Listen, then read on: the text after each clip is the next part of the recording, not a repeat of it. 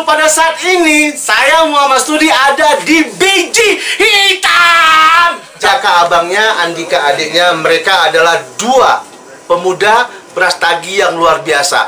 Dari tangan mereka lah muncul kehebatan Kopi Karo. Jujur, Kopi Karo sudah hebat sebelum ada mereka. Tapi ketika mereka muncul sebagai putra daerah, mereka bangkitkan yang namanya Kopi Karo. Kopi Karo sudah sangat luar biasa, bahkan tembus ke pasar Jepang. Biji Hitam ini adalah tempat minum kopi yang unik, yang keren. Kalau mau cari mewah di tempat lain, tapi kalau mau cari yang fenomenal, kabarnya sih banyak sih orang bisa ketemu jodoh di Biji Hitam. Bener. Bahkan ada orang yang nggak punya anak 15 tahun terus minum kopi di sini, punya anak. Tetangga sebelah yang punya anak. Gitu. Kita doain dia juga punya anak. Oke, orang taunya Biji Hitam itu dari YouTube, dari Instagram, dari Facebook, dari media sosial. Tapi untuk nyampe ke sini, tolong jelasin dong, naik misalnya mau naik angkot atau saya. Jelasin dong. Jadi Biji Hitam itu kalau teman-teman tahu kota Medan, Biji Hitam itu ada sekitar 1,5 jam dari kota Medan. Naik banyak angkutan, ada Almasar, ongkosnya murah 10.000, Almasar, Murni, Sutra. Jadi 1,5 jam ke Brastagi. Brastagi itu kayak puncak di Bogor lah ya. Jadi kami puncaknya Medan gitu. Di sini udaranya lebih dingin dari Medan, jauh lebih dingin. Jadi 1,5 jam dari Medan, nanti Google Map aja, ketik Biji Hitam, pasti diarahkan itu langsung.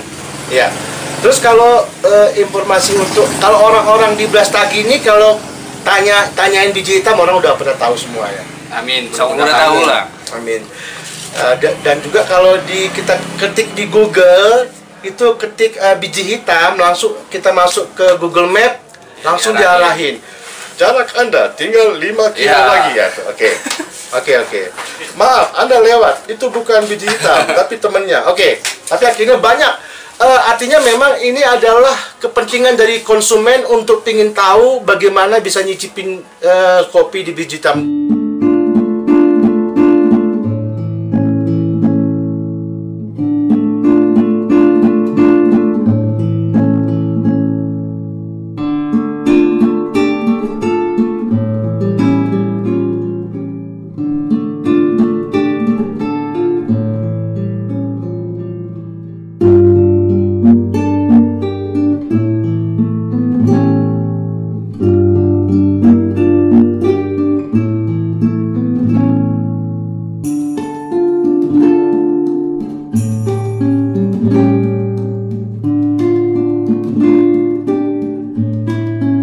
Jadi kedai kopi ini dibangun 2016 ya? Ya, bulan 3. Berawal dari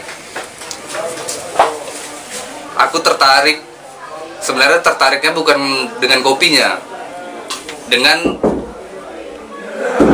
apa ya, konsep kedai kopi di Brastagi ini harus diubah dari pola bentuk bangunan kedai kopi tradisional. Itu maunya kita punya tempat yang berbeda lah di Karo. Beda sama yang lain. Karena aku kan kuliahnya di Medan, banyak ngelihat tempat ngopi itu dengan desain interior yang bagus. Nah, aku pengennya ada satu tempat di Brastagi yang bahasa ininya merevolusi tempat nongkrong di sini lah. Nah, kemudian aku kan basic nggak ada. Nah, sementara si Dika ini dia kerja di kedai kopi yang udah punya nama lah, Starbucks. Sebut aja mereknya. Nguntungin teman. Nah, seenggaknya dia kan punya basic. Aku punya konsep. Ketika dengar dia mau resign dari Starbucks, kenapa enggak konsep dan basicnya itu disatuin? Dan ada isu pada waktu itu beberapa konsumen cewek-cewek cantik agak ngeluh ketika dia Andika resign dari Starbucks. Karena apa? Kegantengan dia. Mungkin lah. Oke. Nah, maaf itu cuma bercanda. Sorry Starbucks, please maafin kita. Oke, lanjut. Gitulah kira-kira. Sebenarnya sih kalau aku pengen punya usaha sendiri tuh, satu yang tadi kita cerita, berawal dari malas bangun pagi. Nggak bisa diatur orang. Bangun pagi jam berapa? jam 1 siang. Bangunnya siang, bukan bangun pagi lagi. Oh, siang. Kok kita sama ya? Kau juga gitu? Enggak, aku bangun pagi. Oke, dia bangun pagi, berarti dia cowok baik, kita cowok gaul. Oke, terus yang pertama kali punya ide ini siapa sih? Jaka atau Andika? Jaka. Abangnya nih, abangnya. Ya. Terus adiknya ngikutin. Terus pada waktu awal bikin biji hitam ini, ada nggak berantem-berantemnya? Mungkin dalam hal konsep, mungkin prinsip gitu. Konsep. Jadi biji hitam ini dibangun 1 bulan sebelum dia resign. Wow. Udah dibangun. Jadi dibangun. aku ngerjain konsepnya segala macam dengan budget yang sangat-sangat terbatas. Dulu modalnya berapa? Modal 1,5 juta. Andika? 18 juta. Jaka, sampai kapan usaha ini akan terus berlanjut? Kalau bisa sampai lintas generasi lah. Wis. Ya nanti sampai anakku nanti yang ngebar. Jadi ketika udah tua nanti, bapak sudah tua, bapak wariskan biji hitam kepada kalian. Gitu. Iyalah. Wes, keren. Terus, tapi ada dong jadi gini, orang kan punya kelemahan tapi dia punya kelebihan. Pasti ada sesuatu yang mungkin bisa ditularkan dalam hal positif. Inilah poinnya. Dari pengalamanku lah ya. Yoi. Jadi aku mendambakan biji hitam ini 8 tahun. Aku udah sempat kerja jadi tukang cuci piring di hotel. Di hotel. Jadi tukang mebel, tukang ngamplas mebel. Kuli bangunan? Kuli bangunan belum, tapi ngamplas mebel jadi bawahan lah. Hampir-hampir sama. Dengan bukan sombong lah, dengan ijazah D3 aku itu ngelamar sebagai tukang cuci piring. Oke, terus aku kan mendambakan. Setelah buka ini, karena aku kan pengen kerjaan itu yang nggak perlu bangun pagi, pengen punya kedai kopi. Kalau kita udah mendapatkan sesuatu yang kita inginkan, serius aja lah, totalitas itu. Kayak orang main gitar udah lapar tetap aja main gitar dia sampai subuh. Kadang orang kan ketika terpojok, Iya.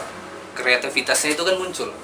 Iya. Biasanya orang ketika udah terpojok, hal yang nggak pernah dipikirkannya bakal terpikirkan. Ya, berarti orang yang terjepit itu kreatif ya. Ya, satu itu kreatif. Jadi intinya mulai aja, gak usah dengerin omongan orang. Iya. Satu lagi budget itu nomor 2 lah. Nomor 2. Karena kami pengalaman biji hitam lah ya, dengan alat seadanya, bahan furnitur seadanya, kami bisa grow up ya bahasanya ya. Iya, berkembang. Tumbuh. Kalau bahasa kampung kita itu di dusun gitu grow up ya. Oke. Bahasa kerennya bertumbuh. Dengan seadanya lah. Terus, dengan budget yang murah. Sampai punya alat-alat yang sekeren ini, maaf loh, ini mahal loh. Ini berapa tahun ini? Mesin roasting ini. 4 tahun lah. 3 tahun, 4 tahun deh ya. Belinya. Oh, ini di tahun ketiga yang gede. Yang gede tahun Ya, ketiga. tahun kedua atau yang ini di tahun pertama lah, akhir tahun. Oke. Wow. Ini mimpi hampir semua barista untuk punya mesin roasting. Oke, kita doain kita semua bakal punya yang seperti ini. Oke. Amin.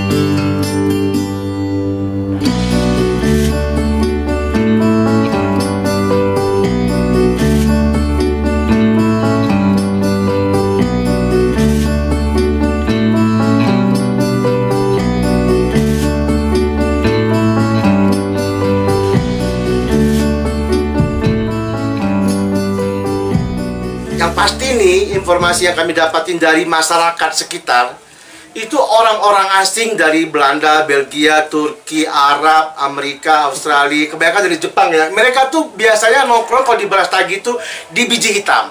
Karena kondisi sekarang sedang pandemi, ya mereka juga susah masuk sekarang, tapi tetap rame, dari orang-orang Medan sekarang sudah mulai rame.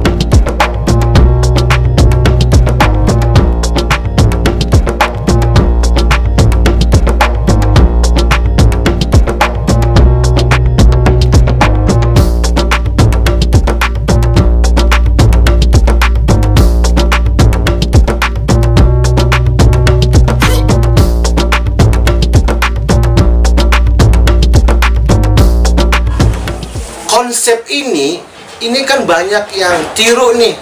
Wah, biji hitam keren, bangkunya keren. Padahal dari kayu-kayu yang udah bekas ya, dibuang-buang. Kalau teman-teman pingin diskusi tentang interior dari biji hitam ini, boleh apa tidak? Ya boleh-boleh aja. Kalau mereka mengadopsi, boleh nggak? Boleh, karena ada beberapa kedai kopi di Medan juga mengadopsi interior seperti ini dengan bahan-bahan palet apa segala macam. Oke. Tak masalah sih.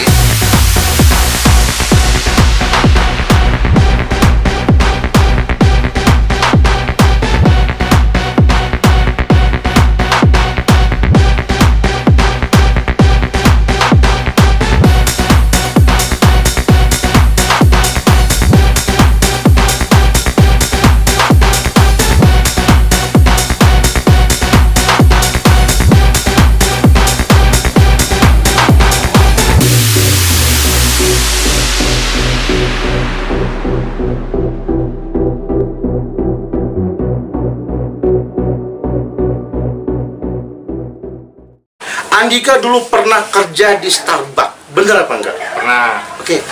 Apa sih ilmu yang diserap dari Starbucks yang bisa dilakukan di sini? Ilmu yang pertama, dulu di Starbucks itu kan jam kerjanya lumayan ekstrim lah ya. Ilmu yang pertama harus tahan banting. Wow. Karena bangun jam 3 pagi, berangkat ke bandara. Aku ngekos di Medan. Ke bandara itu sekitar 1,5 jam, 2 jam gitulah kan. Tiap hari bangun jam 3. Kalau shift subuh bangun jam 3, jadi badan harus tahan banting. Oke, lu pindah sini deh. Karena orang lebih seneng ngeliatin lu dibanding gua gitu. Lu bintangnya sama Jaka nih berdua nih. Oke. Terus apa lagi?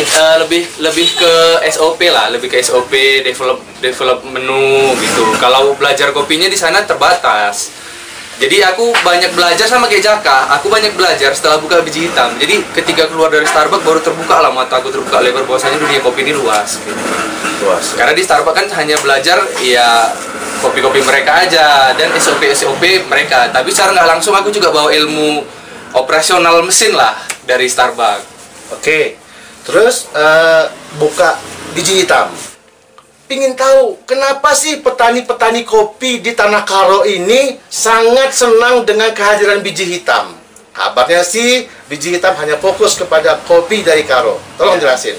Jadi dari awal buka itu 2016 sampai hari ini kami tetap mengusahakan dan mengoptimalkan itu memakai biji lokal dari Tanah Karo khususnya.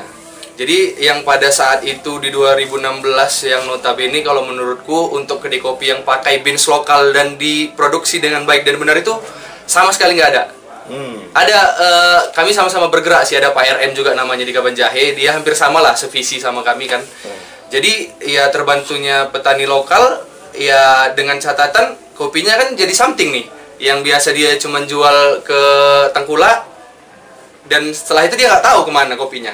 Yeah. Tapi kalau dia jual ke sini, semua itu bakalan berantai, gitu. Dan kami juga bawa nama desanya, supaya ada kopi Aji Nembah. Di brand kopi itu dia Desa Aji Nembah.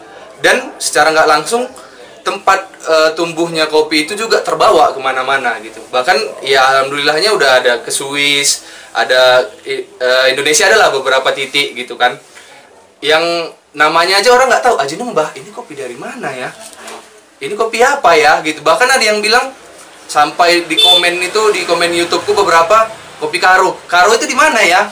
Orang aja nggak tahu loh tanah Karo di mana. Sekarang jadi tahu. Iya, sekarang jadi tahu, mungkin salah satu pembuka jalannya atau jembatannya dari kopi gitu. Jadi yang kami kan jadinya dua nih visinya. Satu, mengenalkan bahwasanya tanah Karo ini ada kopi enak loh gitu. Yang kami produksi langsung dari petani lokal. Itu salah satunya. Kemudian ya kami jadi jembatan juga antara petani, roastery, sama biji hitam untuk mengenalkan kopi Karo ke seluruh Indonesia. Alhamdulillahnya kalau banyak yang tahu kopi Karo gara-gara kami, berarti misi kami berhasil nih. Oke. Terus kalau masyarakat luas ingin beli biji kopi dari Karo, ngubungin siapa? Nomor kontaknya apa? Silakan. Oh, ngubungi langsung aja, bisa dari DM Instagram, bisa kontakku langsung, ada juga di Instagram, di profil ada di situ nomorku Dika. Kontak aja langsung. Kalau memang mau green bean-nya mentahnya, kami langsung arahkan ke petani yang bermitra sama kami. Jadi kalian nanti bisa berhubungan langsung dengan petani. Kalau mau roast bean-nya yang udah di roasting, bisa berhubungan sama biji hitam, karena kami juga menyediakan roast bean biji kopi Karo. Menu-menu di biji hitam ini apa aja sih? Kalau menu olahan ya basic espresso base, manual brew, ada signature drink yang memang aku olah sendiri dan resepnya dari tanganku sendiri. Dan beberapa ada juga aku share ke YouTube, resep-resep signature drinkku ada aku share ke YouTube.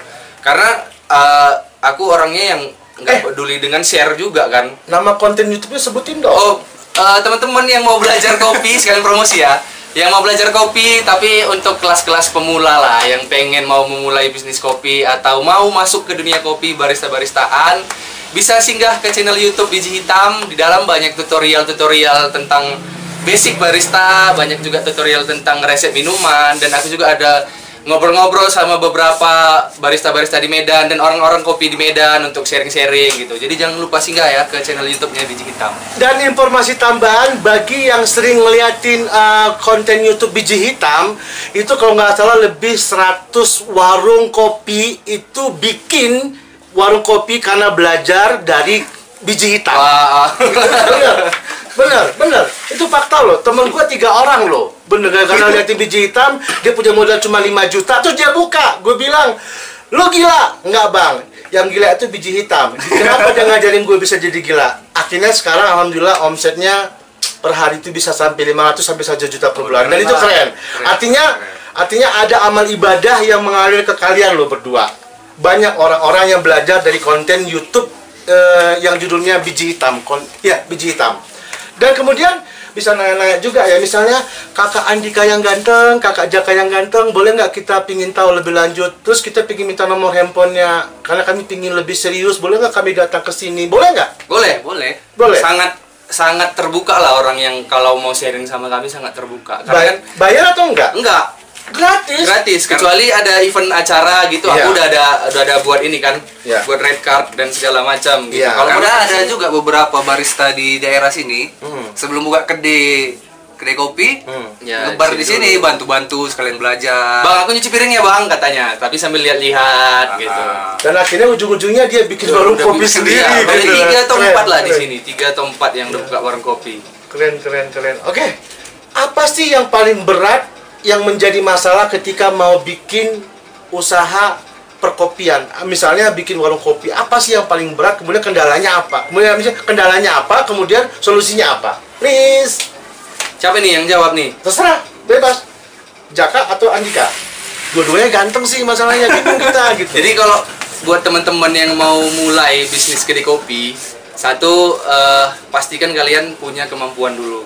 Kemampuan jangan harus sempurna dulu. Ilmu sampul-sampulnya dulu nggak apa-apa. Minimal bisa bikin kopi tubruk mungkin. Iya, maksudnya sampul-sampulnya dulu nggak apa-apa, karena kesempurnaannya nanti berjalan di tengah gitu. Jadi learning by doing, dan itu juga kami lakukan. Mungkin minimal masak air jangan sampai angus. Iya. Maksudnya ilmu dasar dulu, ataupun teori-teori dulu paham. Karena modal utama itu adalah ilmu. Jadi dengan keterbatasan uang, tapi ilmu kita mumpuni, insya Allah sambil berjalan bakalan bertumbuh sendiri gitu. Oke. Kemudian budget. Kalau budget nggak usah takut memulai bisnis kedai kopi, karena sekarang itu udah banyak alat-alat yang murah. Ya. Udah banyak opsi-opsi alat-alat yang bisa jadi opsional ketika kita nggak bisa beli mesin yang mahal, bisa pakai yang murah gitu kan. Maaf nih, yang murah itu contohnya apa? Harganya berapa? Please. Yang murah kalau teman-teman mau masuk espresso base atau milk base, ya bisa pakai Ropresso harga 3 jutaan. Oke. Grinder harga 2 jutaan. 5 juta udah bisa jualan. Tambah gelas-gelas. Iya, jadi intinya gini, dipakai dulu yang ada gitu. Tapi dengan catatan kita udah punya ilmu. Tapi dulu biji hitam awalnya pakai blender loh. Iya, pernah sempat pakai blender. Blender rumahan. Jadi kita nggak tergantung sama alat. Benar. Karena kita udah punya kemampuan. Jadi kita ketemu alat yang murah, ketemu alat yang mahal, gimana pun karena kita punya kemampuan. Iya. Ya outputnya bakalan tetap enak gitu loh. Iya. Poinnya. Jadi kalau yang dibilang tadi kendalanya apa? Iya. Balik ke dia tadi. Iya. Kendala untuk memulai itu, apalagi di daerah kayak kami dulu lah, cara mengedukasi orang dari minum kopi yang tradisional, transisinya ke kopi yang kayak sekarang lah, top wave. Ya kita harus punya ilmu untuk gimana kalau kita nggak punya ilmu mengedukasi orang bahwa minum kopi sekarang itu yang gula arabica, nggak minum kopi yang dicampur dengan jagung. Intinya geser dari peminum kopi saset ke peminum kopi yang the real kopi itu nggak gampang. Nggak hanya minum ampas, tapi minum yang benar-benar kopi. Jadi kami dulu hampir setahun lah. Iya. Kendalanya di situ, merubah mindset orang minum kopi. Artinya, tapi kalau di sini ada orang yang pingin kopi tubruk sama ampas-ampasnya masih ada kan? Masih ada. Masih ada. Artinya itu nggak dihilangin kan? Enggak, cuman tetap dikerjain secara teknik modern gitu loh. Iya, kayak suhu airnya. Iya, suhu dikontrol, rasio dikontrol gitu.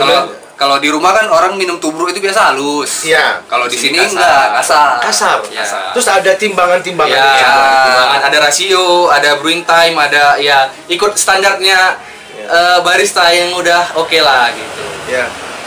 Kopi itu mengajarin kita untuk jangan instan, harus ada proses untuk mendapatkan sebuah keberhasilan ya. Semua kenikmatan. Oh, jadi kalau orang minum kopi, cepetan dong kopinya, gua haus nih. Itu bukan tukang kopi. Itu bukan pengopi. Dia haus. Tapi kalau dia sabar nungguin kopi itu diproses, kemudian dia aduk-aduk, dia nikmatin, kemudian dia hirup, itu pengopi. Jadi kalau kopi kan karena ada kafeinnya. Iya. Itu kan kafein itu bersifat candu. Iya. Jadi intinya kan kita itu sama dengan jual narkoba kan. Iya. Semua itu kan punya rasa sifat edik kan. Narkoba begitu juga dengan kopi. Tapi kopi alhamdulillah halal dan nggak ditangkap polisi. Iya. Jadi ketika seseorang udah cocok dengan kopi kita, Iya. insya Allah mau kedai kopi manapun dia bakal balik lagi ke tempat kita gitu. Iya. Kalau mau tahu informasi tentang kopi ya cek aja lah YouTube-nya Biji Hitam ya kan. Itu paling betul. Jangan lupa biji hitam ya, please. Oke, dari Andika. Sekarang dia mau kemana dulu nih? Dia mau jadi barista, dia mau jadi prosesor, dia mau jadi roaster, mau jadi petani. Karena itu sesuatu yang nggak bisa digabungkan kalau menurutku. Ilmu kopi banyak ya. Iya, itu nggak bisa digabungkan. Jadi begitu belajar kopi, pilih dulu mau main di mana. Ya. Kalau mau jadi tukang bikin kopi, ya dengan modal 5 juta bisa jalan ya. Bisa, tapi kemampuannya harus oke dulu ya. Iya. Gitu. Ilmu yang penting. Iya, jadi Ilmu. intinya keterbatasan itu bakalan terterobos ketika kita punya kemampuan dan punya ilmu gitu. Bener loh, banyak loh orang yang investasi bikin warung kopi sampai ratusan juta, Gagal. kemudian 1 tahun 2 tahun hancur, gagal. Karena sih banyak kendalanya nggak punya konsep. Di jalan berubah konsepnya. Awal jualan kopi, di jalan orang minta jus, minta ini. Iya, benar-benar. Karena cuan, ya dibuat jus, dibuatin lama-lama kan konsepnya berubah. Bener. Ini menurut Andika nih, kopi ini sebenarnya kalau di Brastagi ini penting atau enggak bagi anak-anak muda? Penting, kenapa? Gini dia, awalnya dulu. Kita bukan cerita Brastagi ya, Iya. tapi Tanah Karo ini salah satu sumber penghasil kopi terbesar.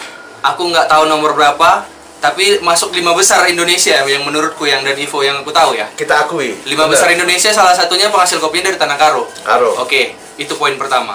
Hidup Tanah Karo. Hidup kopi Karo. Hidup kopi Karo. Jadi kemudian yang kedua, kenapa nggak kita manfaatin? Iya. Toh belum ada kedai kopi yang mengusung tema dengan produk lokal. Aku pakai kedai kopi lokal. Iya. Gitu kan. Jadi itu salah satu poin juga nanti jadinya gitu kan. Jadi balik ke pertanyaan Bapak, sepenting apa kopi untuk anak muda kan gitu kan. Kalau sekarang di seluruh kota, di sudut kota manapun, kopi itu udah jadi kebutuhan. Jadi nggak ada kerjaan sedikit, keluarlah ngopi. Satu mungkin udah jadi lifestyle. Jadi lifestyle orang Indonesia juga kan. Gaya hidup. Bener. Padahal nanti dia datang ke kedai kopi nggak minum kopi. Tapi tetap bahasanya ngopi yuk. Dan sampai sana dia minum bandrek atau jus atau apa, tapi tetap bahasanya yuk ngopi yuk, gitu kan. Walaupun ujung-ujungnya nyari jodoh. Jadi Dika nggak tahu di kota lain, tapi kok terkhusus di Medan, terkhusus di Brastagi. Dan jiwa nongkrong anak-anak muda itu luar biasa sih sebenarnya. Walaupun kami tetap pasarnya itu kalau untuk lokal sekitar 20% lah. Karena yang banyak gabut itu orang Medan sebenarnya. Orang Medan yang lagi suntuk, lagi bingung, ke Brastagi, ngopi, makan Indomie, pulang lagi ke Medan. Dan itu hampir 50% konsumen kami yang gaya-gaya kayak gitu. Dan kalau ke Brastagi nggak mampir di biji hitam, belum ke Brastagi. Ya amin. Jadi statement Bapak itulah yang sebenarnya menjadi trigger dan menjadi visi misi kami berdua sama Jaka. Amin. Jadi kami mau mudah-mudahan insya Allah kalau ada jalan lah ya. Kami mau biji hitam ini menjadi legend dan menjadi salah satu destinasi wajib yang dikunjungi kalau ke Brastagi. Sama kalau ke Bandung ke Aroma. Kan? Kalau ke Siantar ada roti ganda gitu kan. Jadi kami tuh mau jadi sosok dan ikon, salah satu ikon kota Brastagi untuk bagian kopi nih gitu. Jadi kalian kalau ke Brastagi, nggak singgah ke biji hitam. Nggak keren. Nggak sampai Brastagi berarti. Nggak nyampe. Apalagi kalau dia bawa pulang oleh-oleh kopi Karo dari sini, itu plus lah gitu. Jadi itu salah satu alasan kami kenapa nggak buka cabang, nggak franchise dan segala macam. Jadi tujuan kami mau menjadi ikon dan menjadi legend kalau bisa kan gitu kan. Amin. Ya itu kan semua berawal dari mimpi kan. Amin.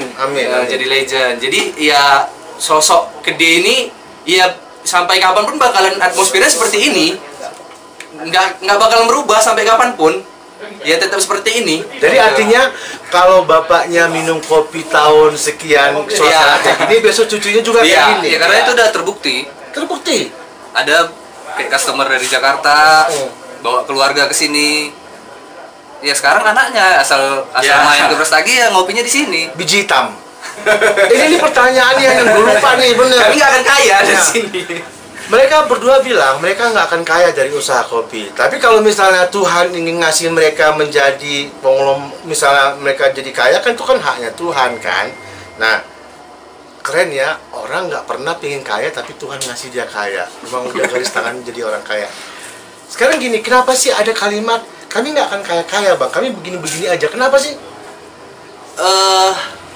Satu, kami adalah pengusaha yang terbilang nggak terlalu ambisius, itu pertama. Tapi kami lebih memikirkan kayak mana biji hitam ini brandingannya bisa semakin besar dan membesar. Kalau bisa seluruh Indonesia yang berkunjung ke Brastagi harus singgah di biji hitam. Biji hitam? Ya itu, jadi kami lebih memikirkan masalah membesarkan brandingan dulu, baru membesarkan tempat. Membesarkan bukan buka cabang ya. Nah, jadi kenapa aku mengeluarkan statement buka usaha kedai kopi nggak bisa kaya? Karena prinsip kami bukan mengejar kekayaan, tapi mengejar kebahagiaan dan kesejahteraan dan kenyamanan. Nah, jadi kami itu banyak orang, kalian kok nggak buka cabang, udah besar namanya kok, udah ini, udah itu. Iya, bahkan katanya ada yang mau investasi, 5 miliar, tapi kalian tolak. Kenapa sih? 5 miliar tuh besar loh. Kenapa ditolak? Ada beberapa juga investor yang mau masuk gitu kan. Maksudnya kami sama Jaka punya komitmen. Kita itu buka usaha, nggak usah terlalu ambisius. Kenapa? Karena ketika kita main ke jenjang, ya ada juga yang bilang kalau nggak pakai investor atau nggak pakai uang bank, nggak maju-maju, nggak berkembang. Itu kan versi dia. Ya, Versi itu hak mereka. Iya, versi kami kan beda lagi gitu kan. Ya, kami dengan ngerasa kami bangun tidur nggak punya utang. Cukup. Sore-sore kami udah bisa jalan-jalan sama anak kami. Yes. Bangun tidur kami bisa nonton YouTube, nggak memikirkan apa-apa.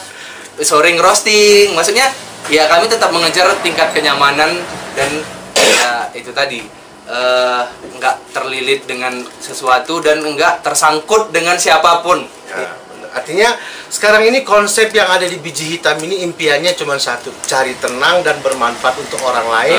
Terus gini loh, banyak loh orang-orang yang stres datang ke Biji Hitam itu ngelaporin ke orang-orang lain, gua di Biji Hitam jadi tenang loh. Itu kenapa sih? Apa sih yang membuat ketenangan? Apa sih yang membuat di Biji Hitam ini jadi orang dapat tenang, apa sih? Konsep sih. Iya.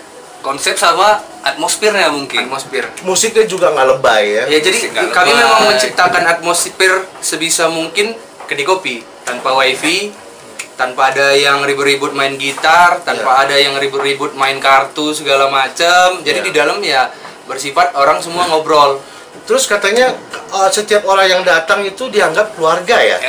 Ya kalau boleh jujur ya, mungkin dari awal buka sampai sekarang tahun ke-6 aku udah ada nambah 100 orang teman baru mungkin. Wow. Dari Biji Hitam ini. Dari Lebih mungkin. Lebih mungkin ya. Karena beberapa Kayaknya customer lebih yang datang 100 bisa jadi teman, ini bisa jadi teman, bisa jadi 100 teman. mungkin yang diingat. Terus ini nih pertanyaan yang agak-agak gila. Ada nggak misalnya konsumen cewek yang suka sama Jaka atau Andika? Waduh, itu nggak Terus tahu. nanyain, bang udah nikah atau belum? Kalau belum mau dong jadi suami aku. Ada nggak yang gitu? Nggak ada. Dulu mungkin dulu. Setelah ada nikah nggak nanya Maaf, lagi. maaf kepada istri-istri mereka saya minta maaf. Terus gini nih. Kita punya temen loh, namanya Black. Iya. Black, di mana dia bisa? Di Johor. Di Johor. Kita salamin say hello untuk Black. Halo, Black. Black, lu keren Black. Lu temennya Andika dan Jaka, lu keren. Awas, ntar gua ke tempat lu Black. Ya, wajib singgah. Wajib singgah. Oke, thank you Black. Oke, terus gini.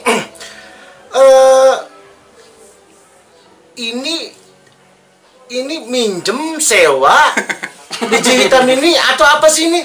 Jadi awalnya buka di 2016 itu kan nggak punya uang. Iya. Bisa dibilang nggak punya uang ya. Iya. Nggak punya uang. Jadi ini ada dapat lahan kosong. Oke. Ini punya bapak, punya keluarga lah lebih tepatnya. Yang kalau ditinjau dan lihat tempatnya sangat tidak strategis. Kenapa? Pertama kami nggak punya parkiran. Kedua kami masuk lagi ke dalam gang. Jadi poin kami adalah kalau kami berhasil membranding itu semua bakalan terputuskan. Iya. Tempatnya nggak strategis, lokasi yang lumayan jauh dijangkau. Kalau media kami hidup, insya Allah orang bakalan datang. Oh, makanya gara-gara itulah dengan kondisi yang terbatas itulah mereka bangun konten YouTube. Ya, dan salah satu misi dari YouTube itu kalau boleh jujur, misi pertamanya itu adalah promosi dan sharing gitu. Tapi kebanyakan yang dirasakan oleh teman-teman di luar sana, mereka jadi pinter loh, dari pinter bikin kopi gara-gara lihat Biji Hitam YouTube itu. Ya mungkin rezekinya balik ke sini nanti kan pada akhirnya kan. Amin. Ya jadi kalau teman-teman yang terbantu dengan video-videonya Biji Hitam ya alhamdulillah terima kasih. Ya kan? Ya dan aku membuat konten itu memang kontennya yang aku cari itu tembakannya memang untuk orang yang mau belajar. Orang yang baru mau belajar, pemula-pemula lah gitu. Kalau barista profesional nonton videoku udah pasti nggak masuk. Iya. Kalau udah pengusaha kedai kopi profesional nonton videoku pasti nggak masuk, nggak nyambung. Tapi ketika orang yang modalnya dikit mau mulai bisnis kopi, orang yang nggak tahu kopi sama sekali mau belajar kopi dari awal, mungkin Biji Hitam channel yang tepat untuk dia. Gue kehabisan kata-kata nih. Mungkin gue cuma bisa bilang seandainya seluruh pemuda Indonesia kayak Jaka dan Andika, negeri ini akan menjadi makmur. Amin. UKM hidup ya kan? UKM hidup, bener. Nggak mesti kudu modal besar. Yang penting berapa adanya jalan. Yang penting ilmu dulu. Iya, ilmu dulu. Satu lagi jangan mikir untungnya dulu, dijalani aja dulu. Iya, jangan mikir untung karena enak-enaknya tuh kalau kita hobi jadi duit. Iya, betul. Karena awal kami buka, target itu hanya menjual 10 cup satu hari. 10 cup, maksudnya 10 gelas. 10 gelas satu iya. hari. Jadi 10 gelas targetan udah tercapai lah. Itu aja udah syukur alhamdulillah, kalau bisa terjual 10 gelas satu hari aja udah syukur alhamdulillah. Karena kami menjual yang nggak pernah dijual orang Iya. pada saat itu. Iya. Karena kan awam kan minum. Pada saat jual kopi yang seperti ini, di sini sudah ada nggak yang seperti Belum ini? ada, kami pertama. Pertama kali. Ya, Biji Hitam pertama kedai kopi modern lah aku bilang ya. Di Belas Yang buka Lagi? Di Tanah Karo. Di Tanah Karo. tips untuk membuka kedai usaha warung kopi. Please, Andika. Yang pertama harus suka kopi dulu. Suka kopi? Suka kopi dalam artian itu jangan kopi saset ya. Oke. Dia minum kopi yang benar-benar kopi. Tapi kalau modal cuma 500.000 gimana? Yang Cari modal lagi, tambahan sedikit lagi. Sekarang banyak opsi, bisa online, bisa jualan online. Jadi nggak ada celah untuk nggak dimulai gitu. Iya, artinya jangan pernah bilang tidak. Iya, jadi kerjain aja dulu dengan segala keterbatasan, mulai aja dulu gitu. Gini dia. Gimana kita tahu Iya. jual produk kedai kopi sementara kita tidak minum kopi? Gitulah dia poinnya. Pertama mesti suka kopi dulu. Iyalah, Ya. jadi kita jualan kopi, kita aja nggak ngerti produknya, gimana kita mau jualan? Oke, itu yang pertama Ya, tuh. modal awal harus suka minum kopi. Yang pertama, yang kedua, Yang kedua, dari suka harus berangkat menjadi penikmat. Penikmat itu udah Beda mulai ya? cari-cari, penasaran. Ini kopi apa? Kok rasanya gini? Kok rasanya gitu? Ini awal ya. Dari suka minum menjadi penikmat. Terus setelah penikmat, dia bakalan nyeduh sendiri, buat sendiri. Ini aku minum di biji hitam kemarin rasanya gini. Aku buatlah. Mana tahu bisa rasanya sama atau bisa lebih enak aku yang buat. Jadi berangkat dari dia buat, dia pasti cari tahu semua seluk-beluk tentang kopi nih. Ketika kita udah di level macam bapak home brewer kan, nyeduh kopi sendiri di rumah, pasti secara nggak langsung bapak nyari, oh buat Vietnam drip gimana ya, buat ini gimana ya, pasti bapak cari tahu. Bener. Dan ilmu yang bapak cari tahu itu ilmu untuk jualan sebenarnya. Gitu. Jadi aku dulu kayak gitu juga. Jadi berangkatlah dari situ, kita punya ilmu seduh, punya ilmu kopi segala macam, baru masuk ke modal.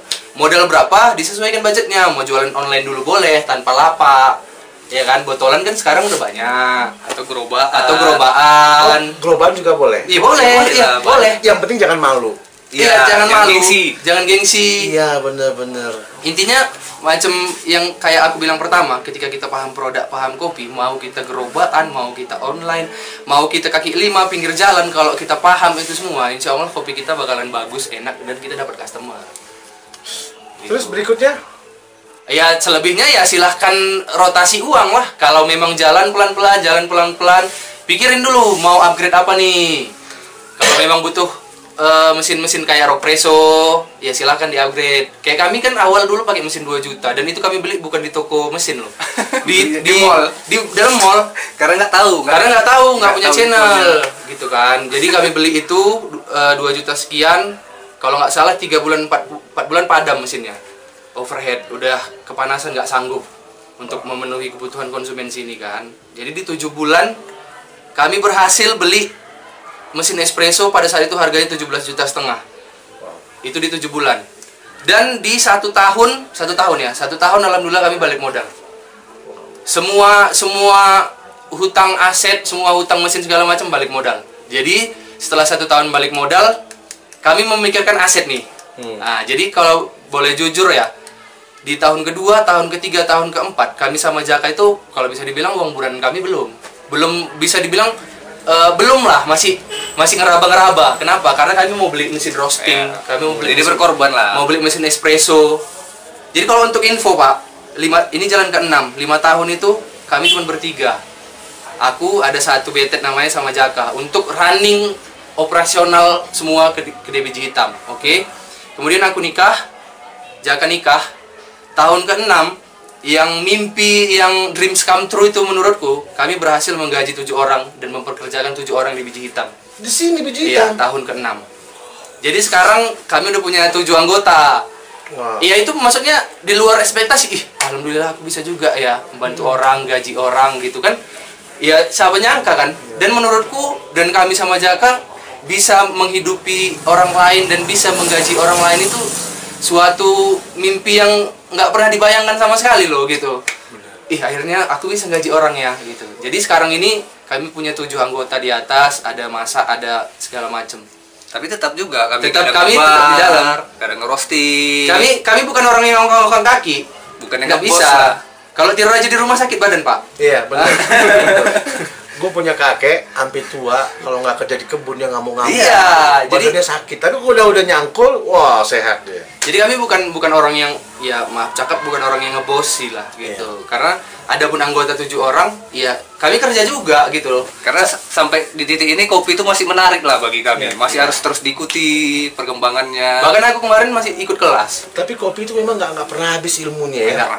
Dia apa bahasanya? Kalau bahasanya ilmu yang bisa terus berkembang itu apa sih bahasanya? Itulah ilmu kopi gitu. Iya, nggak stuck dia. Iya, benar-benar. Bisa terus berkembang seiring zaman Jadi berkembang. Gitu. kalau ada orang yang berhenti belajar tentang kopi, dia akan tertinggal. Berarti dia puas. Dan itu bahaya. Bahaya dong. Bahaya. Sangat bahaya. Jadi kita jangan pernah puas dengan ilmu. Bahaya, karena kan bisnis kedai kopi ini salah satunya adalah inovasi. Benar. Baik dari menu, baik dari segala macam lah. Benar. Dari zaman dulu nenek gua bikin kopi itu 2 sendok kopi, 1 sendok gula. Kakek gua seneng banget. Sekarang kalau dia lihat kopi kayak gini, dia heran. Hah? Masa bikin kopinya harus pakai timbangan? Ya, pakai timbangan. Semuanya Gitu. diukur. Apa bedanya dengan kita minum segelas kopi harga 50.000? Oh iya. Udah bisa nggak kita hargai kopi harga 50.000? Kalau Iya. orang awam pasti nggak mau minum dong. Iya. Mungkin yang 5.000. Yang 5.000. Iya. Tapi ketika dia udah paham ini kopi apa, Iya. prosesnya apa, gimana segala macam. Karena kan dari segelas kopi itu di belakangnya storytellingnya itu kan pancingnya panjang. Bener. Ada yang bilang katanya 50% itu kopi itu enaknya di petani ya. 80%. 80% enaknya kopi itu di petani. Di Kemudian yang petani dan pasca panen 80%. kemudian 10% di roasting, roasting. 10% di bar, di barista. Jadi barista itu cuma ujung tombak aja. Jadi petani itu adalah pahlawan kopi. Iya, jelas sangat. Sangat. Itu Oke. makanya yang jadi petani kopi sekarang ini janganlah ditebang kopinya.